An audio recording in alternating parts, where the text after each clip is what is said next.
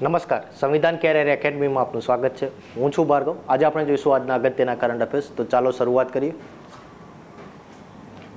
આજના કરંટ અફેર્સમાં સૌ પ્રથમ છે 9મો વિમેન્સ એશિયન ક્રિકેટ કપ 2024, બરાબર છે.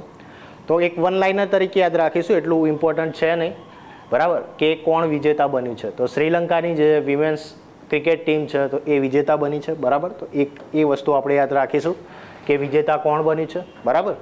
ચલો, નેક્સ્ટ છે અસ્મિતા પરિયોજના. પરિયોજના મતલબ થશે પ્રોજેક્ટ, બરાબર, અસ્મિતા પ્રોજેક્ટ. તો આ જે પ્રોજેક્ટ છે એ ભારત સરકાર દ્વારા શરૂઆત કરવામાં આવી છે, બરાબર. અને એમાં પણ બે સંસ્થાઓ છે. એક છે યુજીસી, બરાબર, યુનિવર્સિટી ગ્રાન્ટ કમિશન, બરાબર છે, અને બીજું છે શિક્ષા મંત્રાલય. આ બંનેનો જે સંયુક્ત પ્રયાસ છે એના દ્વારા આ આખી પરિયોજના એટલે કે પ્રોજેક્ટ છે એ શરૂ કરવામાં આવ્યું છે. નામ શું છે એ ખાસ ધ્યાન રાખજો. કયા કયા મંત્રાલય સંકળાયેલા છે એ ખાસ યાદ રાખજો. અને તેનો ઉદ્દેશ્ય શું છે એ ખાસ યાદ રાખજો, બરાબર. ચલો, હવે ઉદ્દેશ્ય શું છે તો 22,000 જેટલી જે પુસ્તકો છે, બરાબર, એ 5 વર્ષની અંદર જે ભારતની જે અલગ અલગ ભાષાઓમાં જે છે 22,000 પુસ્તકો, બરાબર. તો એની બંધારણ માન્ય જે ભાષાઓ છે ટોટલ કેટલી છે? 22 ભાષાઓ. તો એની અંદર ટ્રાન્સલેશન કરીને એ પુસ્તકો છે તો એ તૈયાર કરવાનું કાર્ય કરશે, બરાબર. અને કેટલા વર્ષમાં? તો 5 વર્ષની અંદર, બરાબર છે. તો ખાસ ધ્યાન રાખજો કોના દ્વારા શરૂઆત કરવામાં આવી છે અને નામ શું છે તે, બરાબર. ચલો, નામ છે એનું અસ્મિતા, બરાબર. શું કરશે તો ભારતીય ભાષાઓમાં 22,000 જેટલા પુસ્તકો છે તો એ તૈયાર કરશે, બરાબર છે. જેથી કરીને અલગ અલગ ક્ષેત્રના જે લોકો છે, અલગ અલગ રાજ્યના જે લોકો છે, બરાબર, તો એ લોકો સરળતાથી એ પુસ્તકો છે એ વાંચી શકશે, બરાબર. જેમ કે ઉડિયામાં લખેલું હોય કોઈ, બરાબર છે, ઓડિશાની જે ભાષા છે, જે તેની રાજભાષા છે, તો એમાં જો કોઈ ગુજરાતીને ભણવું હોય, બરાબર, એમાં જો પુસ્તક વાંચવું હોય તો એના માટે ટ્રાન્સલેશન કરવું પડશે, બરાબર. તો એ કાર્ય કોણ કરશે? તો એ આ અસ્મિતા પ્રોજેક્ટ કરશે, બરાબર. ચલો, અસ્મિતા છે તો એનું ફૂલ ફોર્મ શું થશે? તેનું ફૂલ ફોર્મ છે augmenting study materials in Indian languages through translation and academic writing, બરાબર છે. ચલો, અહીંયા ટ્રાન્સલેશન કરવાની વાત છે. ચલો, નેક્સ્ટ જોઈએ ભારતની પ્રથમ વિદેશી જન ઔષધિ છે, બરાબર. પહેલાં તો જોઈએ કે જન ઔષધિ એટલે શું? તો એવું કંઈક મેડિકલ સ્ટોર હશે કે જે સરકાર દ્વારા માન્ય હશે. બીજા બધા જે પ્રાઇવેટ છે એના કરતાં ઓછી કિંમતે તમને દવાઓ છે તો એ મળી રહેશે, બરાબર. તમે તમારા આસપાસના વિસ્તારોમાં જોવા મળતી હશે જન ઔષધિ કેન્દ્ર, બરાબર છે. તો આ રીતે વિદેશની અંદર ભારતનું પ્રથમ જે જન ઔષધિ કેન્દ્ર છે, બરાબર, તો એ શરૂ કરવામાં આવ્યું છે મોરેશિયસ ખાતે, બરાબર છે. તો મોરેશિયસમાં અને કોના દ્વારા કરવામાં આવ્યું છે? તો આપણા જે વિદેશ મંત્રી છે એસ જયશંકર, બરાબર છે, તો એમના દ્વારા કરવામાં આવેલું. અને મોરેશિયસના જે વડાપ્રધાન છે તો એમને બંને તેની લોન્ચિંગ કર્યું હતું, બરાબર. તો ખાલી જે દેશ છે એ ખાસ યાદ રાખજો, મોરેશિયસ, બરાબર છે. હવે મોરેશિયસ છે એ ક્યાં આવેલું છે? તો તમે જે આફ્રિકાનો ખંડ જોયો હશે, બરાબર, જે આફ્રિકાનું, બરાબર, તો અહીંયા ક્યાંક આવેલું છે જે મોરેશિયસ છે એ, બરાબર. તો એક ખાસ ધ્યાન રાખજો. આ સિવાય જે મોરેશિયસ છે એની રાજધાની છે ત્યાં આગળ બીજું પણ એક લોન્ચ કરવામાં આવ્યું છે જયશંકર દ્વારા, અને એ છે પોર્ટ લુઈસ ખાતે. આ છે મોરેશિયસની રાજધાની, બરાબર. અને ત્યાં આગળ શરૂ કરવામાં આવ્યું છે મૈત્રી ઉદ્યાન, બરાબર છે. તો બંને યાદ રાખજો, એક જન ઔષધિ કેન્દ્ર છે અને બીજું છે મૈત્રી ઉદ્યાન. કોના દ્વારા લોન્ચ કરવામાં આવ્યું છે? તો શ્રી જયશંકર, એસ જયશંકર દ્વારા, બરાબર છે. અને ક્યાં આગળ કરવામાં આવ્યું છે? તો મોરેશિયસમાં. ચલો, નેક્સ્ટ જોઈએ. પીએમ મોદી છે, એમને રશિયાનું સર્વોચ્ચ સન્માન મળ્યું હતું, બરાબર, થોડા દિવસો અગાઉ. આપણે રહી ગયું હતું તો એક વખત જોઈ લઈએ. તો order of the saint Andrew the apostle, બરાબર છે. તો આ રશિયાનું સર્વોચ્ચ સન્માન છે. આપણા વડાપ્રધાન છે રશિયાની મુલાકાતે ગયા હતા, જે રશિયાના રાષ્ટ્રપતિ છે પુતિન, તો એમને મળ્યા હતા. તો પુતિન દ્વારા જે છે તો આ જે આખું રાષ્ટ્રીય સન્માન છે એમનું સર્વોચ્ચ સન્માન તો એ પ્રધાનમંત્રીશ્રીને આપવામાં આવ્યું છે. આ પ્રથમ દેશ નથી, 15 થી 20 જેટલા દેશો છે કે જેમના દ્વારા આ મુજબના સન્માન આપવામાં આવે છે, જેમ કે ફ્રાન્સ છે, ગ્રીસ છે, બરાબર છે. તો એ બધા દેશો દ્વારા પણ આપવામાં આવે છે. ચલો, નેક્સ્ટ જોઈએ.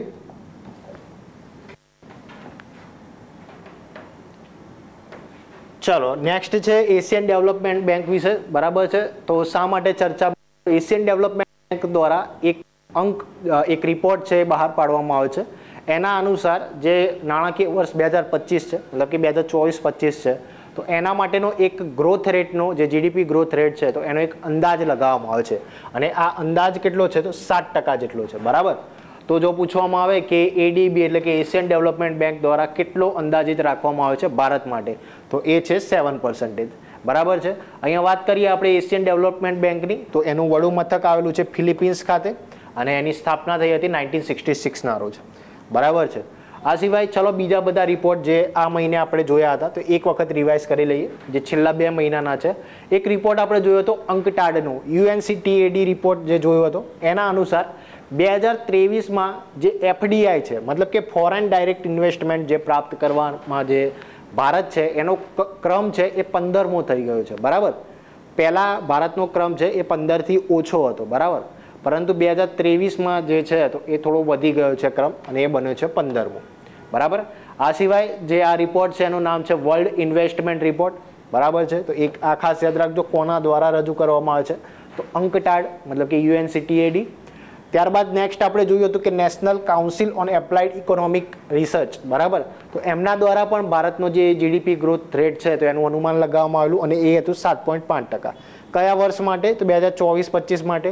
આ સિવાય RBIએ પણ અંદાજો લગાવેલો 7.2%નો 2024-25 માટે.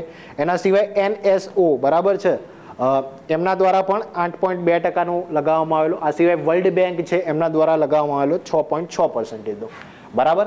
આપણે બધા જ અંક છે જે રિપોર્ટ છે એકમાં જ લઈ લીધા છે, બરાબર. તો સ્ક્રીનશોટ લઈ લેજો.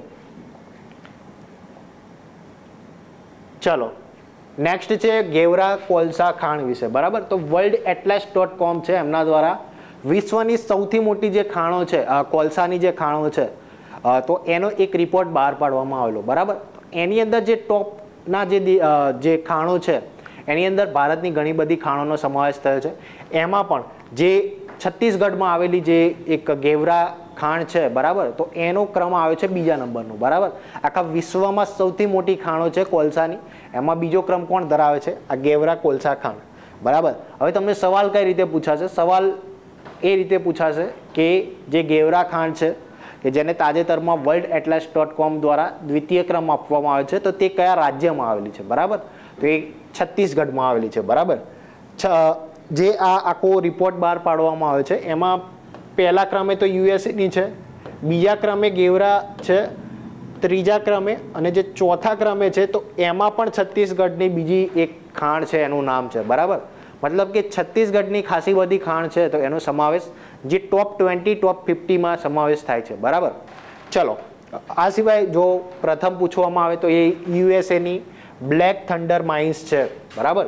ચલો નેક્સ્ટ જોઈએ એશિયા પેસિફિક મિનિસ્ટીરિયલ કોન્ફરન્સ મતલબ કે જે મંત્રી સ્તરીય જે બેઠક છે એની બાબત છે, બરાબર.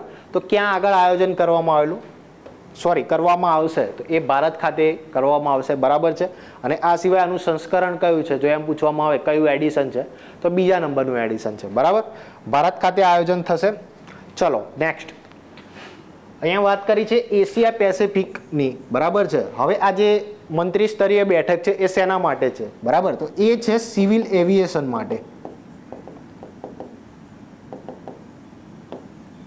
બરાબર છે. અને જે ઇન્ટરનેશનલ જે સિવિલ એવિએશનની જે સંસ્થા છે એ આવેલી છે કેનેડા ખાતે, બરાબર છે. તો આ જે બેઠક હશે જે ભારતમાં થઈ રહી છે તો એની અંદર જે ચર્ચા કરવામાં આવશે એ બધી નાગરિક ઉડ્ડયન જે છે એની કરવામાં આવશે, મતલબ કે સિવિલ એવિએશનની કરવામાં આવશે, બરાબર છે. ચલો હવે નેક્સ્ટ જોઈએ જે અહીંયા સમિટની વાત કરવામાં આવી છે તો 2024ની અગત્યની સમિટો જોઈ લઈએ. સૌ પ્રથમ છે વર્લ્ડ ફ્યુચર એનર્જી સમિટ કરવામાં આવી હતી UAE ખાતે.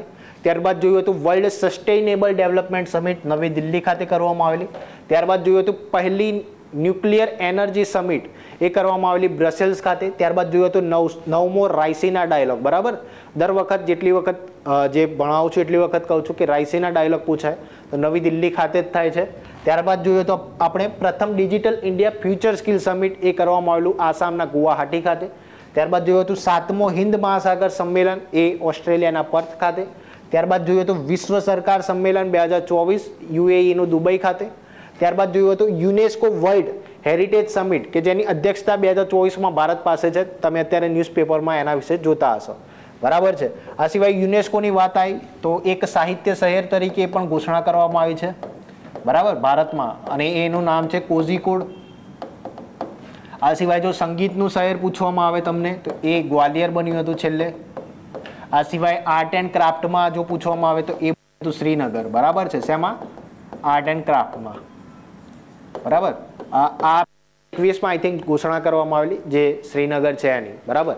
ચલો, આ સિવાય યુનેસ્કો છે તો એનું હેડક્વાર્ટર જો પૂછવામાં આવે તો એ આવેલું છે પેરિસ, ફ્રાન્સ ખાતે, બરાબર. યુનેસ્કો યુનિસેફમાં લોકોને કન્ફ્યુઝન થાય છે. યુનિસેફ પૂછવામાં આવે તો એ ન્યુયોર્ક USA આવશે, અને યુનેસ્કો પૂછવામાં આવે તો એ આવશે ફ્રાન્સનું પેરિસ. ચલો next, vibrant Gujarat global trade show, બરાબર. ગુજરાતની વાત છે તો એ દર વખતે ગાંધીનગરમાં જ થાય છે. ત્યારબાદ 9મો આંતરરાષ્ટ્રીય વિજ્ઞાન મહોત્સવ ફરીદાબાદ ખાતે, બરાબર. 8મો જે ગઈ સાલ થયો હતો એ પણ ત્યાં જ થયો હતો, ફરીદાબાદમાં. ત્યારબાદ નેક્સ્ટ જોઈએ 27મો રાષ્ટ્રીય યુવા મહોત્સવ, એ કરવામાં આવેલો મહારાષ્ટ્રના નાસિક ખાતે, બરાબર. તો બધી જ ઇમ્પોર્ટન્ટ છે, ખાસ ધ્યાન રાખજો.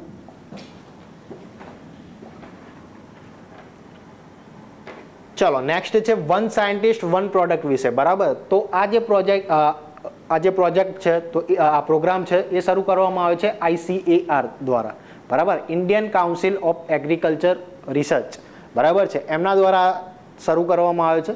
ઉદ્દેશ્ય શું છે તો કૃષિ અને પશુપાલન છે તો એને પ્રોત્સાહન આપવા માટે, જે એનું રિસર્ચ કાર્ય છે તો એને પ્રોત્સાહન આપવા માટેનું કાર્ય કરશે જે આ પ્રોજેક્ટ છે તે, આ પ્રોગ્રામ છે તે, બરાબર. તમે એક સાંભળ્યું હશે વન ડિસ્ટ્રિક્ટ વન પ્રોડક્ટ, બરાબર છે. એ રીતે આ છે વન સાયન્ટિસ્ટ વન પ્રોડક્ટ, બરાબર. મતલબ કે એક જ જે ઉત્પાદ છે એની ઉપર ધ્યાન રાખવામાં આવશે સારી રીતે, બરાબર, જેથી કરીને પ્રોડક્શન એનું વધી શકે. ભલે ને એ કૃષિ ઉત્પાદન હોય અથવા તો પશુપાલનની બાબત હોય. ચલો next, power with in the leadership legacy of Narendra Modi પુસ્તક, બરાબર છે. તો અમુક સમય આપણે GPSC ક્લાસ 1-2માં અથવા તો બીજી એક્ઝામ્સ છે ક્લાસ 3ની, એની અંદર આપણને પુસ્તકો પણ પૂછવામાં આવે છે, બરાબર. આ સિવાય આ જે પુસ્તક છે એ પ્રધાનમંત્રી શ્રીને લગતું છે, બરાબર, એમના વિશે કહેવામાં આવ્યું છે. તો તમને પૂછાઈ શકે કે નીચે પૈકી કયા લેખક દ્વારા લખવામાં આવેલું, બરાબર. તો નામ છે એમનું ડૉક્ટર R બાલાસુબ્રમણ્યમ, બરાબર છે. તો નામ ખાસ ધ્યાન રાખજો, લેખક કોણ છે. ચલો નેક્સ્ટ જોઈએ, ભારતની સૌથી મોટી શહેરી સુરંગ પ્રોજેક્ટ છે એ શરૂ કરવામાં આવે છે મહારાષ્ટ્ર ખાતે, બરાબર. ચર્ચામાં શા માટે છે અને ઇમ્પોર્ટન્ટ શા માટે છે? કારણ કે પ્રધાનમંત્રી શ્રી દ્વારા તેનું અનાવરણ કરવામાં આવેલું, જે ઇનોગ્રેશન છે એ કરવામાં આવેલું, બરાબર. ક્યાંથી ક્યાં સુધી જશે તો 11.8 કિલોમીટરની છે, જશે મહારાષ્ટ્રના થાણેથી લઈને બોરીવલી સુધી, બરાબર છે. તો ખાસ ધ્યાન રાખજો, સૌથી મોટી સુરંગ છે શહેરી સુરંગ. ચલો નેક્સ્ટ. તો આ હતા આજના કરંટ અફેર્સ. કરંટ અફેર્સને લગતી બીજી કોઈ પણ સમસ્યા હોય તો અવશ્યથી અમારી કોમેન્ટ બોક્સમાં કોમેન્ટ કરજો. નવા વિડીયો સાથે ફરી એક વખત મળીશું. ધન્યવાદ.